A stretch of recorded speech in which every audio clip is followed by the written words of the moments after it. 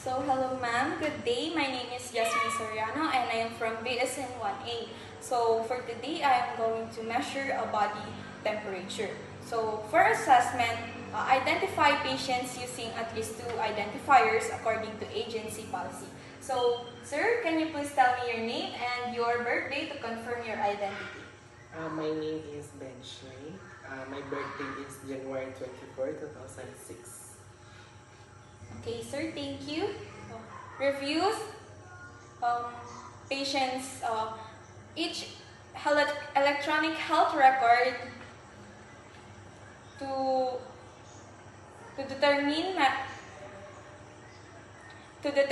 need measure for the patient's body temperature. First, noted patient's risk for temperature alternations. Determine previous baseline temperature and measurement site when available. Perform hand hygiene.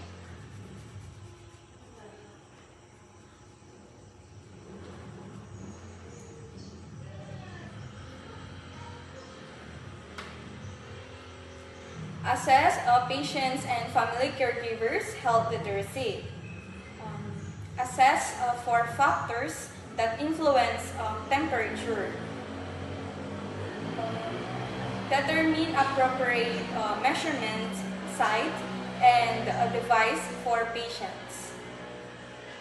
Use disposable thermometer for patients on isolation precautions. Assess knowledge and experience of patients or family with temperature measurement. Assess patient's goal or preferences for how temperature was to be performed. Let's go to planning. Determine expected outcomes following completion of procedure. Collected broth and appropriate supplies to the patient bedside. Provide privacy and prepare bedside and environment for patient safety. When measuring oral temperature, verify that patient has not anything to eat or drink and had not chewed gums or smoked within the past 20 minutes. Explain temperature measurement.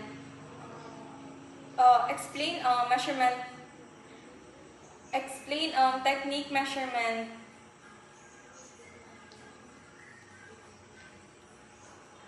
Explain proper measurement technique to patient and importance of maintaining proper position until the reading was complete. For implementation, obtain oral temperature. Apply clean gloves if appropriate.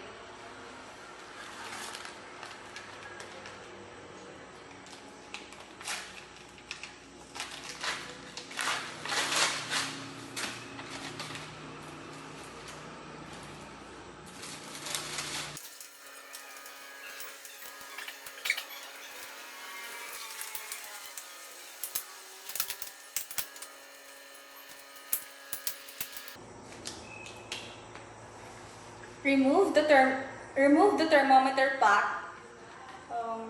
from the charging unit and attach the oral probe system.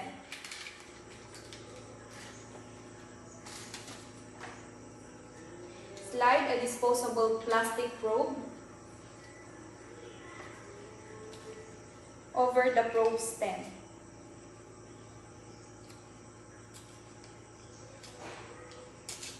Clean the tip for a transfer of microorganism.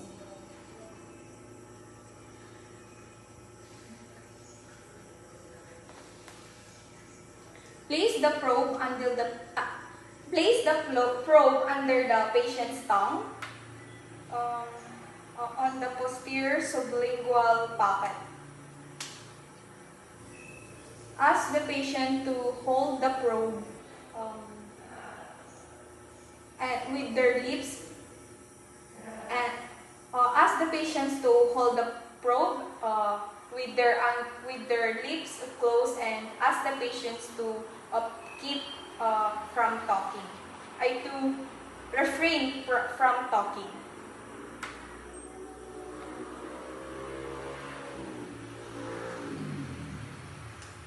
Ma'am, can you please hold the thermometer? Leave the probe in place until the signal indicates for completion. Then remove the probe and noted point.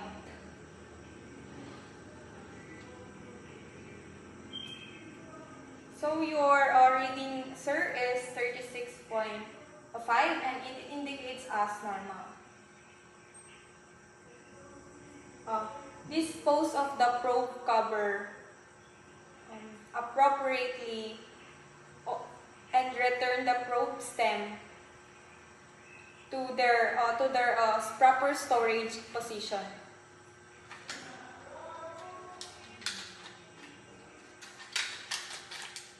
Then next, obtain rectal temperature. Provide privacy and position the patient inside lying position. Apply clean gloves.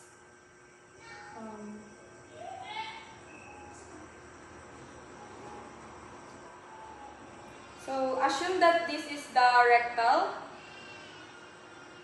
Clean the anal region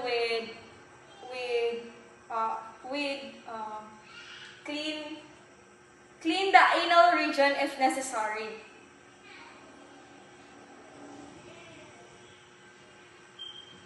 Remove the thermometer back and attach the rectal probe stem. So before I will demonstrate to you the rectal measurement temperature, assume that this is a rectal measurement temperature. Okay. Next.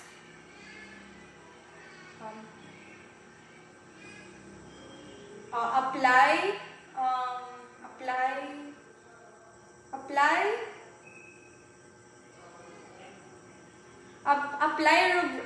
lubricant to the probe cover.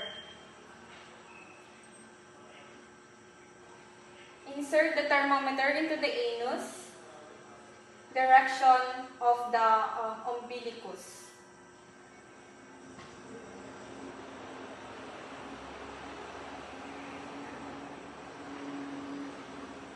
Leave the probe in place and wait for signal indicates completion.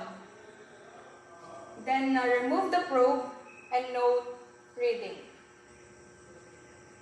Turn off, dispose of the probe cover.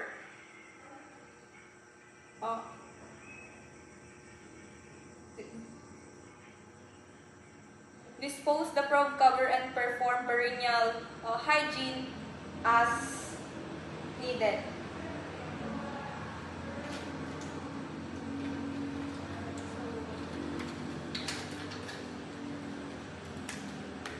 So next, obtaining auxiliary temperature.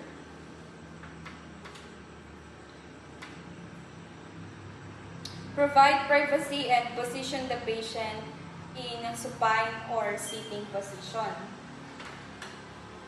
Remove the thermometer pack. Attach the oral probe stem and slide a disposable probe cover over it.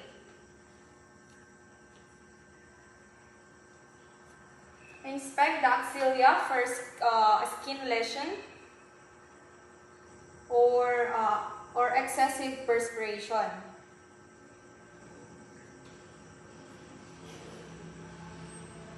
Insert the probe in the center axilla. But before that, sir, I will expose your axillary to measure your axillary temperature.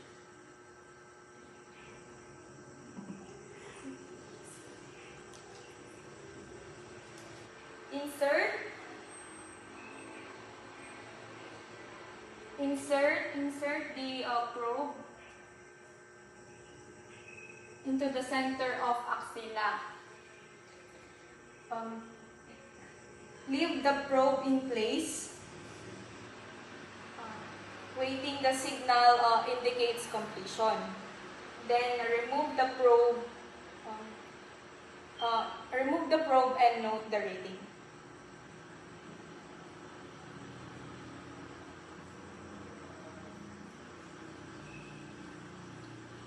So your reading, sir, for axillary temperature is 36.8. Dispose the probe cover and return the probe stem to each storage position.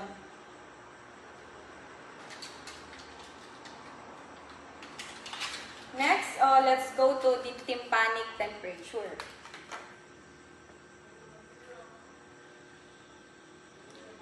Help the patient assume a comfortable position with their head turned away toward the side.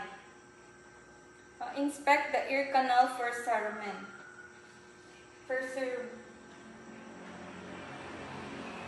Remove the thermometer handheld unit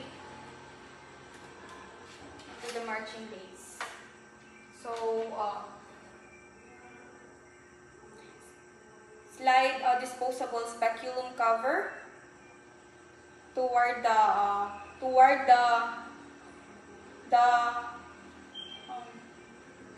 landscape.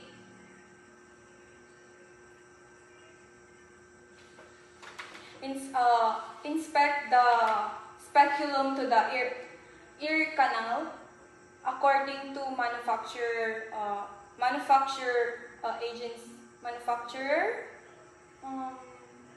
instructions. Pull the ear pin and backward, up and out for adults. For children under 3 years old, pull the ear pin and up and down. For children over 3 years old, pull the pin up and down. Keep the speculum tip snugly in the canal.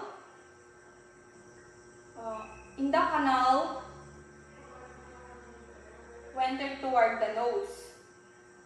Optionally, move the thermometer in virtual 8 patterns. Press the scan button and leave the speculum in until the signal indicates completion.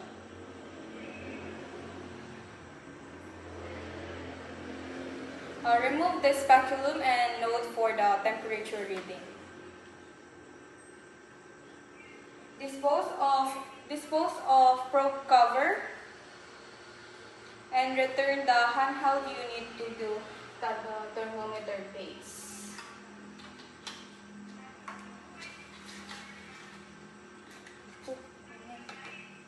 And next to obtain temporal artery temperature. Ensure the forehead is dry. Place the sensory of the patient's forehead. Before I start, assume that this is the temporal artery temperature. Okay? Press the button and slowly slide the thermometer up across the forehead. Keeping the button depressed. Leave the sensor and touch it to the neck, behind their ear. Read the temperature. Read the temperature completely, sounds and note readings.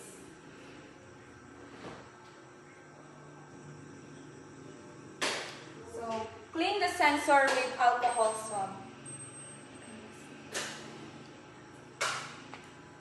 Return the sensor to the storage unit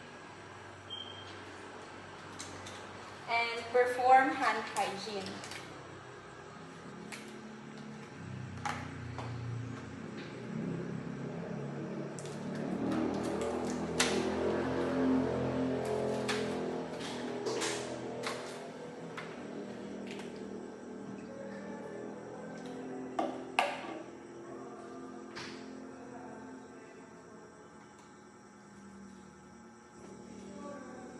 Return the thermometer to the charger. Inform the patient to their complete temperature reading and report it to according agency policy.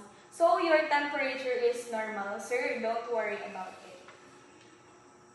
Help the patient in comfortable position and ensure the nurse call system is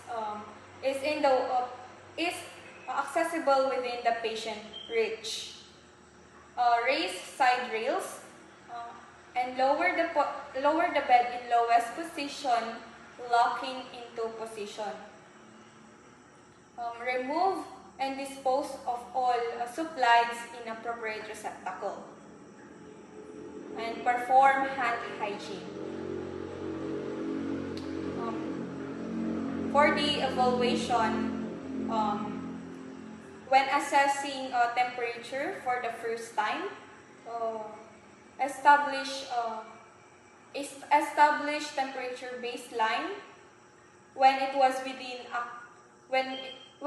within acceptable range. Compare the temperature reading by the patient's previous baseline and acceptable range for their age probe. If the patient has a fever, take their temperature readings and intake antipyretics every 4 hours until the temperature stabilizes. Use teach back so that they can understand their temperature. Then the information. And for the recording, record the temperature and record the temperature and brought across appropriately. Report the patient after administering temperature, if applicable. Document the evaluation of the patient and family caregivers' learning. For hand-off reporting, report any abnormal findings appropriately. Report any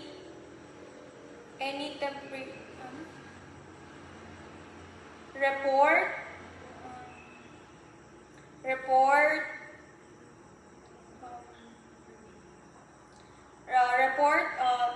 cleaning measures to the patient to reduce or increase the patient's temperature to the need for assessment. So this is so that's the so that's the end of my demonstration in measuring body temperature. Thank you and take care.